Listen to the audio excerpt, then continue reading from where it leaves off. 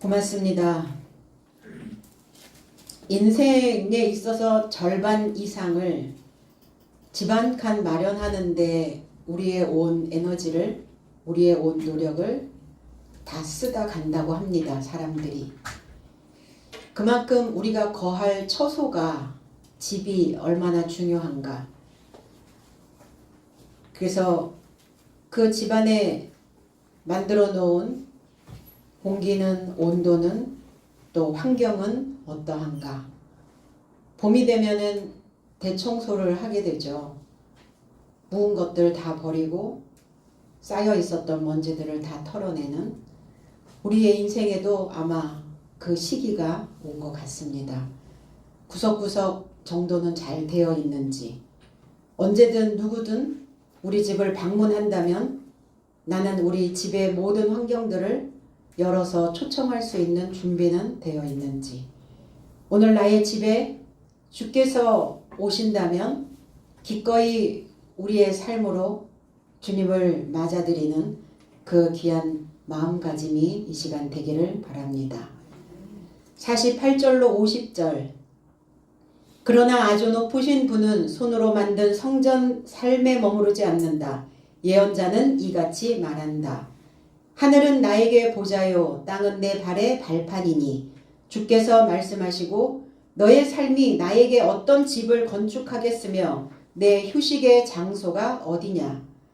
50절. 이 모든 삶을 나의 손이 행한 것이 아니더냐 그랬어요. 지극히 높으신 분, 가장 높이 있는 분, 그 어느 하늘에 계신단 말입니까? 우리가 보여지는 저 해분에 계신다는 건가? 가장 높은 자리에 있는 자, 최상급의 자리를 보존하고 있는 자, 그 삶을 우리는 위대하다 이렇게 표현합니다. 저 사람 참 위대해. 저 사람 참 존경할 만해. 저 사람에게는 위엄이 있어. 이 사람을 우리는 우러러 보게 되죠. 그 사람이 바로 가장 높은 곳에 있는 자라는 겁니다. 우리는 하나님을 존경하고 위대하다 하시고 그리고 능력 있다 합니다. 그리고 우리는 그분을 위엄 있게 봅니다. 위엄 있게 볼 수 있는 것은 그분 안에, 그분 자체가 법이기 때문에 위엄이 있는 겁니다. 법이 없이 사는 사람들은 위엄이 없어요. 그 삶을 들어 올릴 수도 없습니다. 베드로전서 5장 6절로 7절에 그러므로 하나님의 능하신 손 아래서 겸손하라. 때가 되면 너희를 높이시리로다. 너희 염려를 다 주께 맡겨버리라. 이는 저가 너희를 권고하심이니라. 제 해석은 그런즉 하나님의 강하신 손 아래서 낮아져라. 그가 때 안에서 너의 삶을 높이려 함이다. 너의 삶의 염려를 모두 그 위에 맡겨버리라. 이는 그가 너의 삶에 관하여 자신으로 염려하기 때문이다 그랬어요. 염려가, 걱정이 없을 수는 없죠. 인생을 살아가면서. 그런데 그 모든 염려를 위에 맡겨버리래요. 내가 그것을 이 땅에다가 품고 있으면 우리는 땅의 존재들이죠. 나의 이 땅 안에 가둬두면 그 염려로 인하여 우리의 삶이 보이지 않기 시작합니다. 그리고 주변을, 그리고 나의 집안을 챙길 수가 없게 되는 겁니다. 그래서 하나님의 강하신 손 아래서 낮아져라. 너희를 높일 때가 있을 것이다. 그럼 우리는 낮아져야 되는 상황이 오면 어떻게 해야 하는가? 무엇으로 낮아진단 말인가? 내가 아무리 겸손하고 싶어도, 낮아지고 싶어도 내가 가지고 있는 나의 생각으로는 낮아질 수가 없죠. 그러니까 강하신 손 아래서, 하나님의 위엄 있는 높은 수준의 그 지식 아래서 배움을 자청하라는 거예요. 배우지 않으면 낮아질 수가 없어요. 배우는 자는 고개를 숙이게 되어 있죠. 왜? 배우는 동안에는 내가 내 고개를 숙이지 않으면 들어오지 않기 때문입니다. 그래서 배움이 채워지면 우리는 당연히 높아지겠죠. 그럼 높아져 있는 내 삶이 내 안에 내 삶 속에서 걱정과 염려와 불안과 두려움과 공포와 온갖 걱정거리가 막 밀물 오듯이 몰려올 때 내가 높아져 있기 때문에 그 높아져 있는 그 배움에다가 맡기는 겁니다. 뭐 어디다 던져버릴 거예요? 하나님 내 염려 받으십시오 던지면 던져집니까? 안 던져지잖아요. 그래서 배움으로 높음을 받은 삶은 염려하지 않는다는 거예요. 주께 배우러 나오는 어린아이와 같이 낮추면 그가 하늘의 나라 안에서 위대한 자이다. 그리스도께서는 그렇게 말씀하셨어요. 그래서 너희들이 낮아지려면 멍에를 메고 내게 배워야만 한다. 그러면 너희에게 쉼을 줄 것이다. 멍에를 메고 나와 함께 배우고 있는 자는 높아져 있기 때문에 그때서야 비로소 쉼을 얻을 수 있다. 우리의 삶이 휴식이 될 수 있다는 겁니다. 그래서 요즘 21세기의 교육은 평생교육, 평생학습을 이야기하고 있습니다. 무엇을 배워야 하는가? 왜 배워야 하는가? 이 배움의 구도자가 되어져서 배움이 채워지면 변신을 하게 되어 있어요. 그리고 잘못된 생각들을 개조하게 되어 있습니다. 그만큼 배움은, 교육은 중요합니다. 그리고 내 안에 깊이 감춰져 있는 능력들을 발휘할 수 있는, 꺼낼 수 있는 그러한 시간들이 우리에게 주어진다는 겁니다. 마태복음 11장 29절에는 나의 멍에를 메라, 메고 나로부터 배우라. 왜냐하면 나는 온유하고 마음으로 겸손하니 그리하면 너의 삶의 목숨이 쉼을 얻으리라. 안식, 우리는 쉼을 얻기를 원합니다. 그래서 이 교육이라고 하는 이 단어, 영어에서는 education이라고 이야기를 하죠. 이 education이라고 하는 이 단어는 라틴어에서 왔어요. educare라고 하는 단어. 그래서 에라고 하는 단어가 밖으로라는 단어예요. 밖에. 그리고 duce라고 하는 단어는 이끌다. 그럼 교육이라는 게 뭐냐? 밖으로 끌어낸다는 의미입니다. 밖으로 끌어내서 뭘 한다는 말인가? 개혁이에요. 개혁. 개조입니다. 변혁입니다. 그래서 계속적인 수단을 인생을 개조하고 개혁을 하기 위해서는 계속적인 배움이 우리 안에 채워져야 된다는 것입니다. 성숙한 교육자가 미성숙한 학습자를 바닥에서부터 위로 끌어올리는, 그리고 구체적이고 연속적으로 우리에게 주어지는 어떤 작용이라는 겁니다. 그럼 나는 과연 성숙한 교육자가 되어져 있는가? 아니면 나는 미성숙한 학습자로 바닥에 깔려 있는가? 우리가 이 자리에 있는 이유도, 하나님을 믿는 이유도 다 그 목적이라는 거예요. 성숙한 교육자가 되기 위함입니다.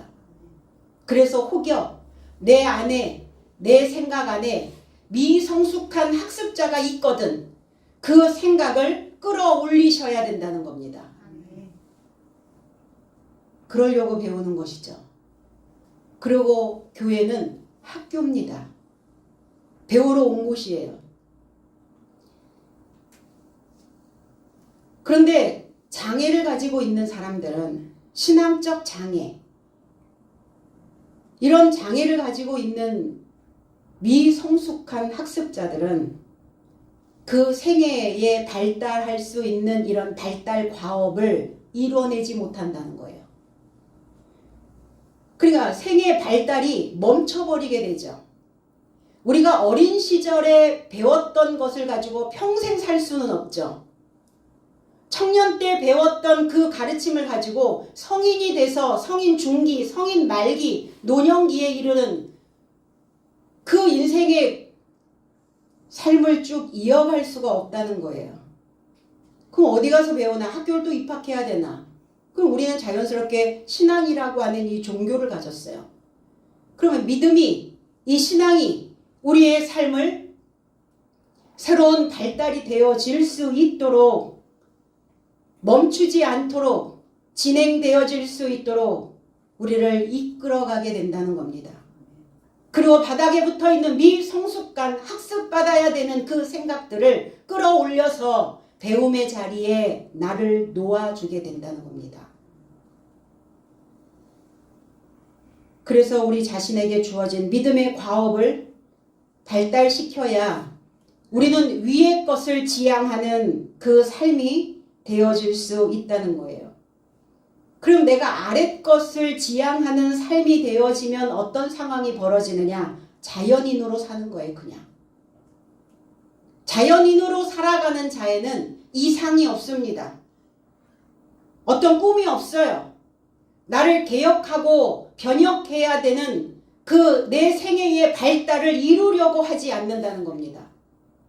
아무도 나를 타치하지 않고, 아무도 나에게 무엇라 말하지 않고, 어떤 교육도 어떤 배움의 자리에 나를 갖다 놓지 않기 때문에 그냥 자연인 자체로 그냥 살다 가는 거예요. 무슨 의미가 있을까요? 의미가 있을까요? 그냥 육신 하나 편하면 그는 인생으로서 아무 의미가 없다는 겁니다. 믿음의 결핍, 신앙의 결핍 시대에 우리는 살고 있어요. 사람도 믿지 못하고, 나 자신도 믿지 못하고, 그리고 내가 믿는 하나님조차도 믿지 못하는 믿음의 결핍. 그러니까 함께 부를 수 있는 노래도 없고, 그 깃발을 높이 쳐들어서 만들어내야 되는 그 목표의 인생도 없고, 갱신되지 못하는 그 신앙인이 되고 만다는 겁니다. 신앙 안에서, 우리가 믿음 안에서의 맹인은 성경책을 못 읽고 성경책을 못 쓰는 사람이 맹인이 아닙니다. 배움으로 내 자신을 위험 있게 하지 않고, 낡은 지식을 버리지 않고 재학습하지 않는 그 사람이 신앙의 맹인이라는 겁니다. 배우려고 하지 않는 자가, 그가 바로 맹인이라는 거예요. 하나님은 사람의 손으로 만든 집에 머무르지 않으신다 그랬어요.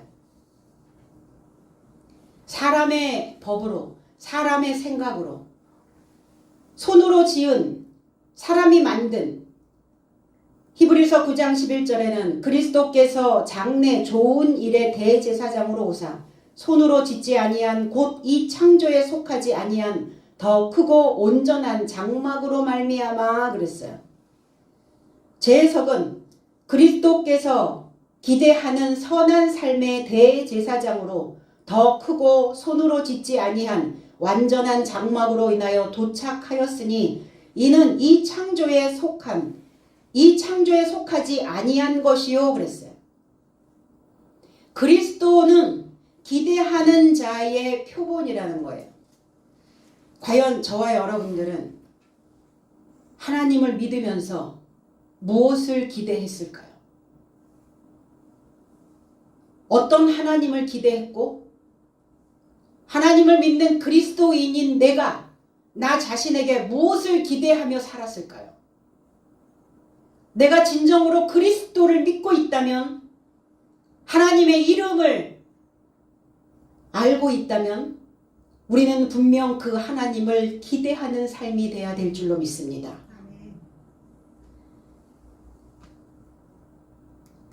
우리는 인생을 1회차, 2회차, 3회차로 나눕니다.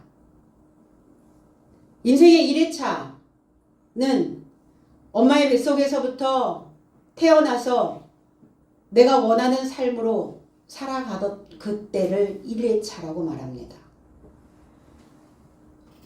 우리가 신앙 안에서도 1회차 그리스도인들이 있어요. 그냥 열심히만 믿었던 거죠.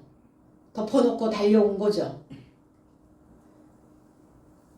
나는 과연 무엇을 기대하는지 그 표본을 만들어 놓지 않고 믿었던 그 시절을 우리는 1회차 신앙인이라고 말합니다. 그 신앙의 집은 불완전했어요. 그런데 참 믿음인 그리스도께서 그 멍에를 메고 내게 배우라 하셨을 때 그 지혜의 지식을 깨닫기 시작합니다. 그 깨닫기 시작하는 그 시점이 바로 인생 2회차에 들어가는 거예요. 그럼 우리는 인생 1회차 때는 못 모르고 믿었다고. 근데 이제 2회차의 인생에서는 무엇인가를 기대하는 표본을 만들어 놓고 무엇인가 내 안에 더 위대한 것들을 만들어내기 위한 그 창조의 신앙이 되어져서 미완성이 아니라 완성된 그 장막 안에 우리 모두가 머물러야 될 줄로 믿습니다. 내 집이, 나의 육신이, 내가 살아가는 나의 일상생활이 집인데 나의 집은 온전한가? 아니면 여전히 성숙되지 못한 그 바닥에 있는 인생의 길을 걸어가고 있는가? 아직도 기대하지 못하고 아직도 내 인생의 목표를 세우지 못하고 살아가는 그 인생이 되지 않았을까? 그래서 2회차가 되어지기 위해서 1회차를 버리는 겁니다. 1회차 인생, 온전하지 못했던 인생 그거 붙잡고 있으면 뭐 할 거예요? 그럼 오히려 2회차의 인생을 가는데 방해물이 되어진다는 겁니다. 멈춰버리게 된다는 거예요. 주저앉아 버리게 된다는 겁니다. 잘못된 믿음, 잘못된 신앙, 그거 탓하면 뭐 할 겁니까? 이제 깨달아진 그 말씀으로 인생 2회차를 만들면 되는 겁니다. 그럼 어떻게 사는 것이 좋은가? 분별해야겠죠. 그리고 우리의 지각을 연습하고 훈련받아서 훈련받은 연습된 그 지각을 소유하는 겁니다. 무턱대고 믿는 게 아니에요. 그래서 염려하고 걱정하고 인생 1회차에 머물러 있는 그 시간에 빨리 2회차로 넘어갈 수 있도록 우리는 기도해야 될 줄로 믿습니다. 하늘은 보좌요 땅은 하나님의 발판입니다. 이사야 66장 1절에 여호와께서 이와 같이 말씀하시되 하늘은 내 보좌요 땅은 내 발판이니 너희가 나를 위하여 무슨 집을 지으랴. 내 휴식의 장소가 어디랴. 나의 안식할 장소가 어디냐? 하늘이요. 그리고 땅은 내 발판이요. 그러면 하늘 되어진 자가 나의 보좌라는 겁니다. 위의 것을 생각할 수 있는 자, 그 삶이 바로 나의 자리가 되어질 수 있다는 겁니다. 나는 과연 하나님의 자리가 되어져 있는가?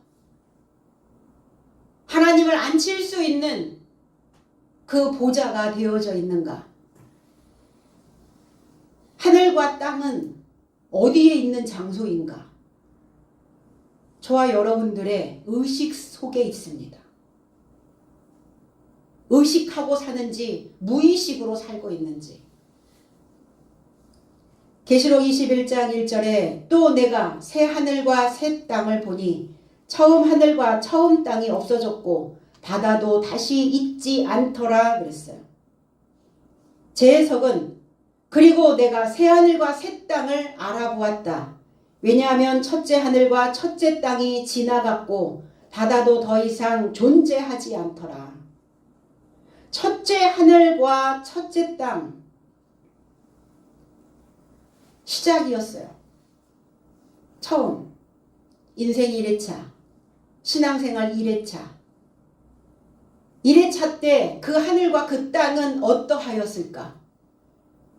나의 의식의 구조는 어떠했나? 내 지각의 상태는 어떠하였을까? 나의 수준은 어디에 있었을까? 내 삶의 목표는 무엇이었을까? 나는 뭘 기대하며 신앙생활을 해왔던가? 이게 1회차에서 첫째 하늘과 첫째 땅에서 이 질문이 있어져야 거기에 머무르지 않게 된다는 겁니다. 오늘 나에게 수없이 많은 질문을 던지면서 오늘 우리 모두는 다 2회차로 넘어가야 될 줄로 믿습니다. 처음 시작이었어요. 내 신앙의 시작이었어요. 내 인생의 시작이었습니다. 먼저 이전에 있었던 삶이었어요. 이전의 하늘과 이전의 땅은 이전의 하늘, 명사, 주격, 남성, 단수 이게 하늘이에요. 그래서 남자는 하늘 맞아요. 땅, 여자는 땅, 명사, 주격, 여성, 단수 땅입니다. 그럼 과연 주격이라는 것은 주인으로 살고 있다는 거예요. 처음, 첫째, 먼저, 이전의 삶이, 이전의 것이, 이전의 하늘과 이전의 땅, 먼저 하늘과 먼저 땅, 첫째 땅과 첫째 하늘이 주인이었어요. 누가 주인이었나? 주관적으로 살고 있었다면 내 주관적으로. 모는 없는, 하나님은 없는. 내 주관적으로 살고 있으니까 어때요? 내 의식이? 분간하지 못했겠죠. 명사, 이름은 있었어요. 그리스도인, 교인, 하나님을 믿는 사람. 이름은 있었는데, 명사는 되었었는데 그 이름이 값어치 없게 만들어졌다는 거예요. 무엇 때문에? 깨닫지도 못하고 알아보지도 못하고 믿었던 그 세월들 때문에 값어치 없는 그리스도인이 되어 버렸다는 겁니다. 그럼 우리는 어떻게 해야 하는가?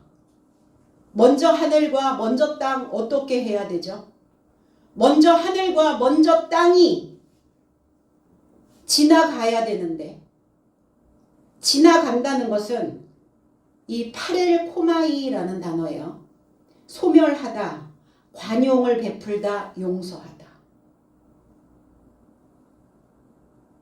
그래서 먼저 하늘과 먼저 땅으로 살았던 그 인생 1회차를 용서하셔야 됩니다. 잘못했다고 자책할 필요 없어요. 자책하면 자책할수록 나는 더 수렁으로 빠져버려요. 2회차 못 넘어갑니다. 그럼 반복할 수는 없잖아요. 기대 없이 살 수는 없잖아요. 다 포기하고 살 수는 없잖아요. 그래서 첫째 삶에 먼저 하늘과 먼저 땅에 관용을 베풀어야 우리는 2회차의 삶이 2회차의 하늘과 땅으로 만들어 준비되어질 수 있다는 겁니다. 그러니까 그 먼저 하늘과 먼저 땅이 지나갈 수 있도록 이제 우리의 이전의 생활을 관대하게 관용을 베풀어 주셔야만 됩니다. 누가? 내가. 누구에게? 나에게. 그래야 비로소 새 하늘과 새 땅이 만들어지는데 이 새 하늘 갱신되는 거예요. 갱신. 새로워지는 겁니다. 무엇이? 기대하는 것이. 내가 예전에는 나에게 기대했고 내 주관적인 생각으로 살았다면 이제 나에게 기대하는 것이 아니라 하나님에게 기대하는 위엄이 있는 그분에게 그 배움을 통해서 내가 분명 성숙한 지도자가, 교육자가 되어질 것을 이제 기대하며 가는 겁니다. 그래서 새 하늘은 명사 목적격 남성 단수예요. 땅도 명사 목적격 여성 단수. 격이 달라졌어요. 주격이냐 목적격이냐. 이제 새로워지면 목적이 만들어진다는 겁니다. 그러면 그동안 목적 없이 살았단 말인가? 목적 없이 살았죠. 그 이름에 목적이 생겼어요. 단수는 완성입니다. 외적인 완성, 보여지는 일상생활에서의 완성. 그러면 내가 일상생활에서 완성도를 높이려면 뭘 해야 할까? 1회차 때 생각들을 버리셔야 돼요.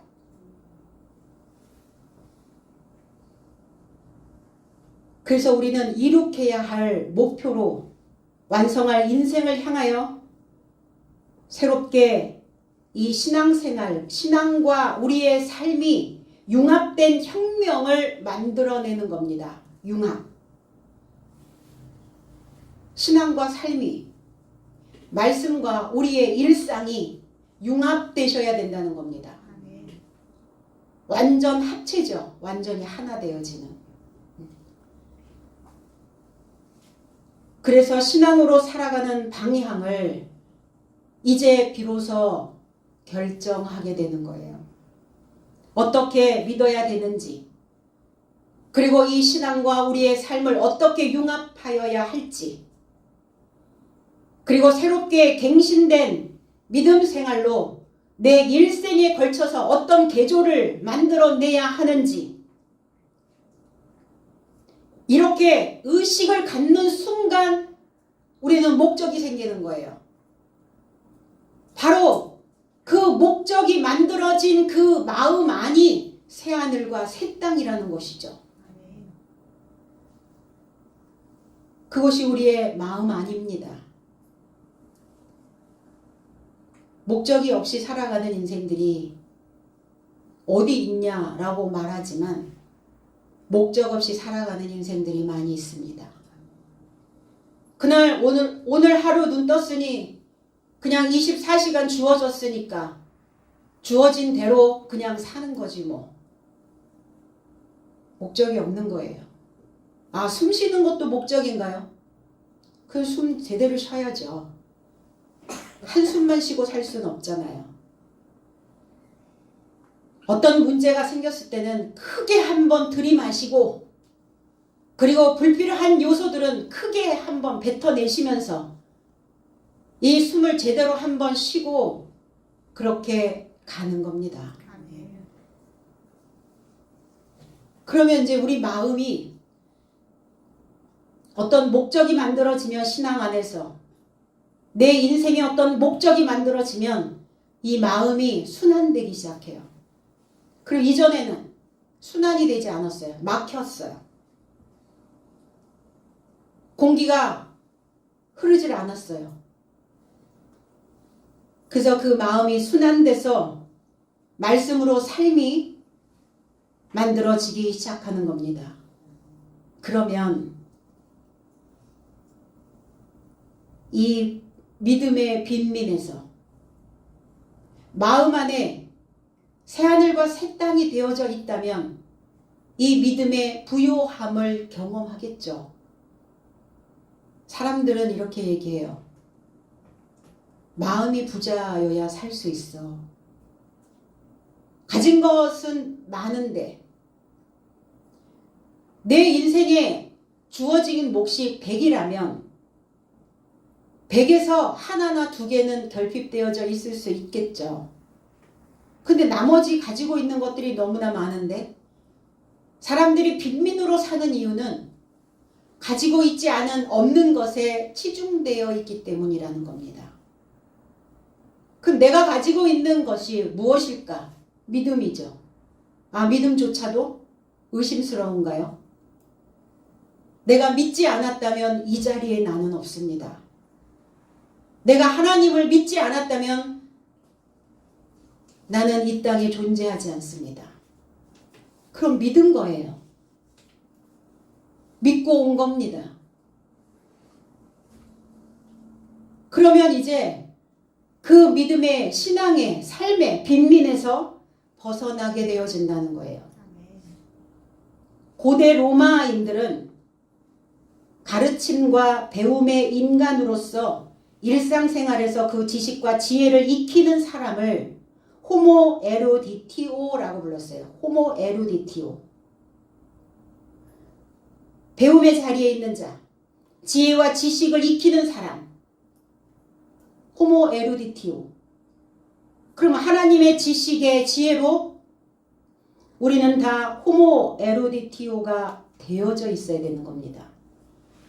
호모 에루디티오가 되어져 있어야, 그래야 사람처럼 사는 거예요. 사람으로 사는 겁니다. 그 말씀이, 그 지식이 우리에게 지혜로 깨달아져서 일곱째 날 소식을 가진 자가 되어지면 하나님의 안식할 처소가 되는 거예요. 그 일곱 날에 들어가야 사도가 되어져야 돼요. 이것을 결실해야 되는 겁니다. 그러니까 저와 여러분들이 처소란 말이에요. 그러면 내 마음 바탕은 과연 하나님이 계실 만한가?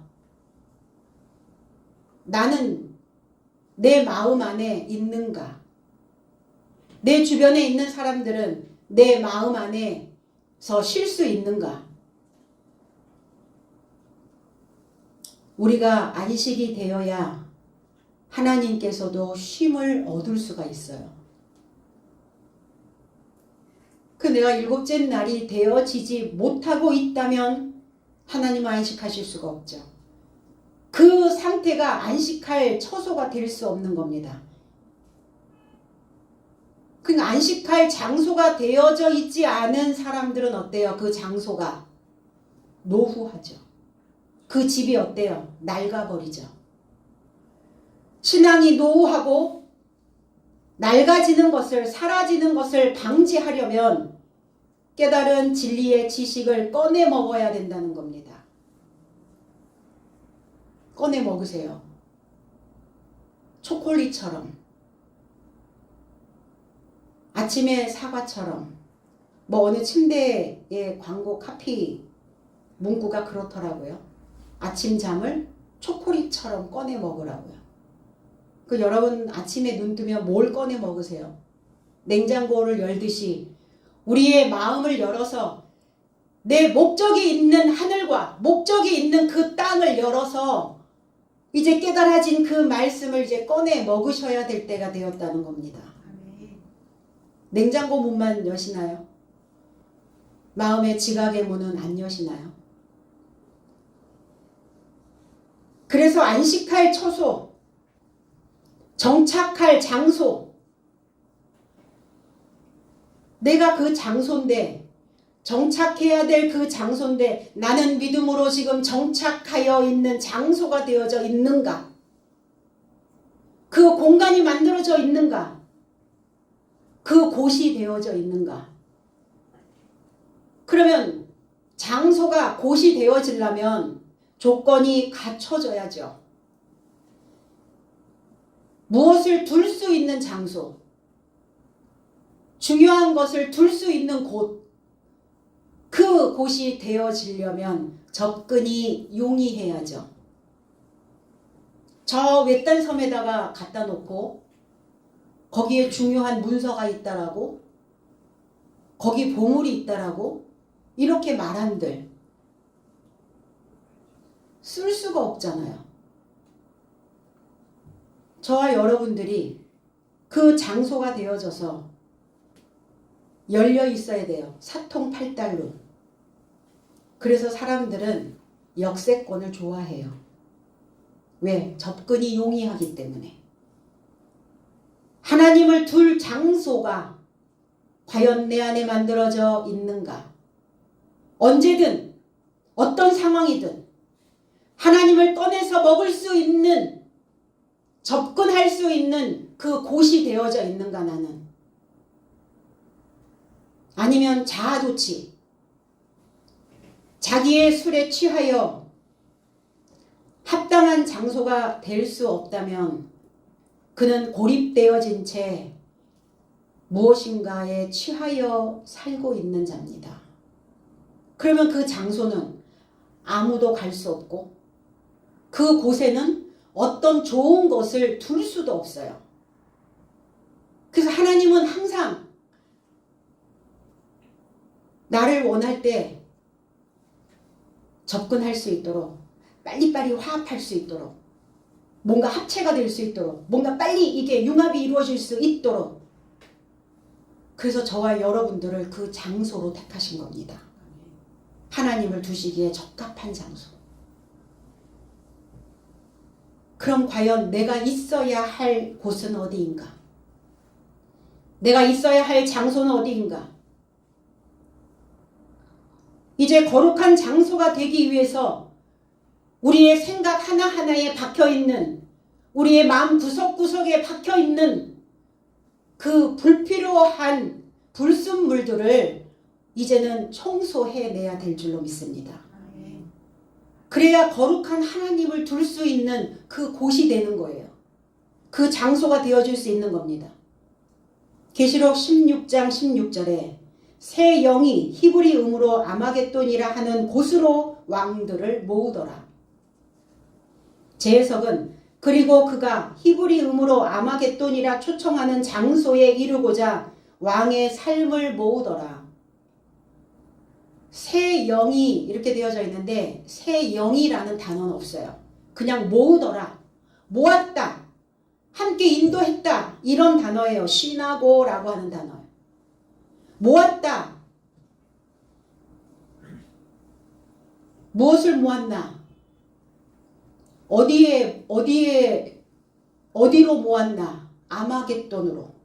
아마겟돈이라고 하는 그 장소로 모았다고요. 근데 이걸 히브리 언어로 이렇게 얘기했어요. 히브리 언어. 그럼 아마겟돈으로 모아서 뭘 하시려고? 뭘 하시려고 아마겟돈으로 모았을까? 여기 회합의 장소를 만드셨을까? 뭐 하시려고? 건너가게 하시려고. 다른 쪽으로 가게 하시려고. 지금까지 왔던 방향 말고 이제 다른 방향으로 다르게 살게 하시려고. 그럼 아마겟돈이 뭐 하는 곳이냐? 이 하르라고 하는 히브리어에서 하르라고 하는 산지, 흐릿하게 보이다 이런 단어와 메기도라고 하는 회합 장소라는 뜻이에요. 그럼 이걸 합치면 공격의 산지, 전쟁 마당 이런 의미를 가지고 있어요. 전쟁 마당. 여기가 아마겟돈이에요. 그러면 여기에 누구를 모았단 말인가? 그래서 이 메기도라고 하는 이 의미에서 어떤 침입에 의하여 깊은 상처를 입히다. 군인으로 모으다. 공격하다. 침략하다. 누구를 모았냐? 짐승과 땅의 왕과 군대를 모았다고요. 뭐 하려고? 전쟁하려고. 전쟁을 이끄시는 사령관이 누군데? 하나님이시고. 그 소식을 가지고 있는 천사고. 전쟁을 하기에 알맞은 장소라는 거예요. 여기가 최후의 전쟁터라는 거예요. 아마겟돈이. 치열하겠죠. 그럼 빨리 전쟁 치르시고 이 전쟁 마당에서 빨리 전쟁 치르시고 이제 평화 맞으셔야죠. 오늘 이 아마겟돈으로 우리를 회합하셨어요. 이 아마겟돈이라고 하는 이곳은 사사기 1장 1절에 여호수아가 죽은 후에 이스라엘 자손이 여호와께 이렇게 묻습니다. 우리 중에 누가 먼저 올라가서 가나안 사람과 싸우리까? 이스라엘 백성들이 여호와께 이렇게 물어봤더니 여호와께서 유다가 올라갈 것이다. 전쟁에서 쫓아내지 못한 가나안 족속 중에 무깃도라고 하는 무깃도 그에 딸린 마을의 주민들을 쫓아내지 못했어요. 이 무깃도라고 하는 의미가 아마겟돈이라고 하는 의미와 만납니다. 그러니까 무깃도 산의 별명이 아마겟돈이에요. 이 무깃도의 주민들이 강경하게 대응을 합니다. 뭐 하려고? 쫓아내지 못하도록, 나가지 못하도록. 이게 므낫세에게 분배된 땅인데 결국은 못 쫓아냅니다. 이 무깃도를. 그러면 이제 언제 쫓아내요? 이제 오늘 계시록에 왔으니까 지금 쫓아내야죠. 얼마나 강하고 끈질긴지 강경하게 대응을 하는지 못 쫓아냈어요. 유다가. 근데 유다로 오신, 유다 지파에서 나신, 그리고 유다 족속인 저와 여러분들이 소식을 가지고 여러분들에게 새로운 소식을 넣어주셔야 되는 겁니다. 그래서 이 소식으로 인하여 그들을 쫓아내는 건데 한꺼번에 쫓아내야 될 거 아니에요. 짐승 같은 삶 하나 쫓아냈더니 그 첫째 인생 1회차에서 살고 있었던 그 주인이 또 주인 행세를 하네. 그러면 또 전쟁이잖아요. 그게 하나님의 전쟁은 그렇게 하시지 않거든요. 한꺼번에 그냥 진멸시키시는 거예요. 그래서 거짓된 종교인들, 거짓된 신앙, 잘못 살아왔던 삶을, 그리고 진리를 역행하는 더러운 영을 처단하는 장소로 아마겟돈을 선택하신 거예요. 그럼 오늘 이 전쟁터에서 분명히 그 전쟁을 도우시는 하나님이 우리에게는 선봉에 서 주실 것입니다. 아멘. 오늘 이 말씀에 의지하여 이 말씀을 내 삶에 붙들어 매신다면 그 전쟁에서 너끈히 이길 수 있는 승리자로서 삶을 이어가게 되실 것입니다. 아멘. 그래서 주님이 도적같이 오신다 그랬어요. 이 아마겟돈 전쟁에서 우리가 이기려면 깨어 있어야 되겠죠.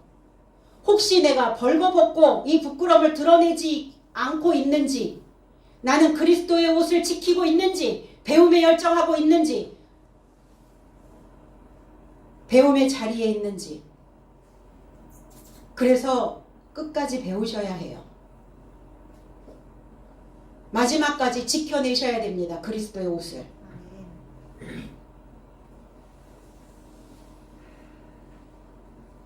이 모든 삶을 저와 여러분들의 삶 속에서 나에게는 있으면 안 되는 일이 일어나지는 않아요. 지금 일어나야 되는 상황이었고 지금 전쟁을 통해서 다 진멸해야 되는 상황이 벌어졌기 때문에 이 전쟁 마당으로 우리를 모아 놓으신 겁니다.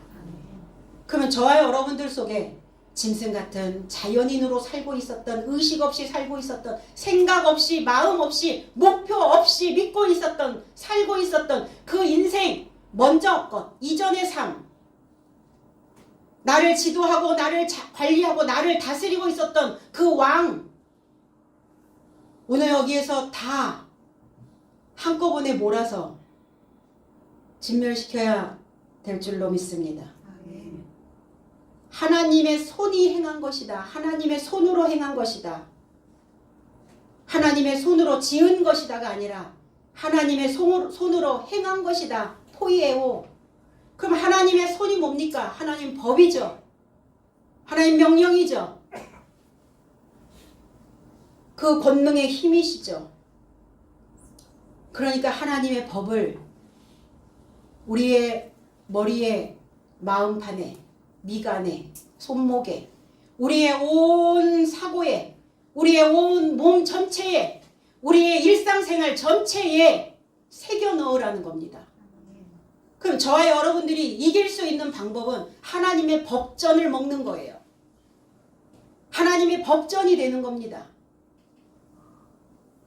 하나님의 법을 비축하시면, 하나님의 법을 저축해 놓으시면 그 하나님의 법이 우리에게는 쩐이 되는 거예요. 법을 꺼내서 쓰는 거예요. 하나님의 법이 돈이에요. 하나님의 법이 우리 삶을 풍요롭게 만든다는 겁니다. 내 마음을, 내 생각을, 내 인생을 부유하게 만든다는 거예요. 그래서 하나님의 손으로 행한 것이다. 무엇을? 저와 여러분들의 모든 인생을 지금까지 여기까지 이끌어 오신 그 모든 것들을 내가 행한 것이다. 그래서 우리 모두가 다 이제 하나님의 법전이 되어서 여러분들이 빈곤해질 때마다, 여러분들이 결핍이 되어질 때마다 세상의 그 어떤 것으로 내 빈곤을 메꿀 수 있겠어요? 허한 그 공허한 그 마음들을 무엇으로 채울 것입니까? 이제 여러분들이, 저와 여러분이 하나님의 금고가 되어져서 그 하나님의 금고를 열면, 그 생각을 열면 하나님의 법이 들어있다라는 것을 꼭 기억하셔서 그 법을 꺼냈을 때마다 저와 여러분들은 풍요로운 그 쩐이 되어질 줄로 믿습니다. 아멘. 그래서 우리 모두에게 주시는 이 메시지를 통해서, 오늘 이 스데반 집사의 설교를 통해서 과연 너희는 하나님의 안식할 처소가 되어져 있느냐? 너희가 신앙생활에 그 수십 년 동안 해오면서 너희는 어떤 장소로 지금 어떤 방향을 향하여 가고 있느냐? 먼저 인생, 먼저 뻔거 용서하라. 관용해라. 그리고 그 관용을 베풀어서 이제 다시는 그 삶으로 되돌아가지 않도록 히브리 언어로 완전히 이제 다른 편으로 건너와서 너의 인생의 나머지의 그 삶을 마무리 지어야 될 것이다. 그리하여야 우리의 이름이, 우리의 이름값을, 그리스도인으로 살았던 그 세월들을 우리는 보상받을 수 있다는 겁니다. 아멘. 그렇게 되어지기를 나사렛 예수 그리스도의 이름 안에서 축복드립니다. 아멘. 기도하겠습니다.